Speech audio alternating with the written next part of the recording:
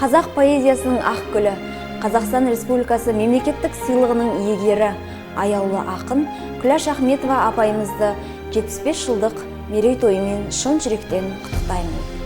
Алла аяулы ақын апайымызға зор денсаулық, ұзақ ғұмыр берсін деген тілек айта отыра, өлеңін оқып беруге рұқсат етіңіздер.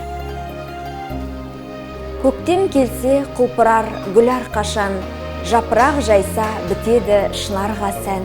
Ештеңеге шаттана алмайсың сен, қаулап өскен шалғынға қуанбасаң. Қуанышсыз жүректе құралмасаң, қайғы басса есің ал мұн әрқашан. Ештеңеге риза бола алмайсың, жаңа жауған ақ қарға қуанбасаң.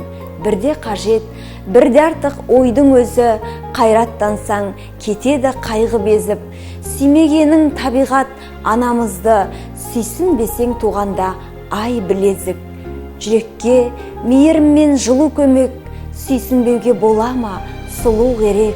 Ойлай берсең ой да көп, уайым да көп, шыққан күнге қуана білу керек.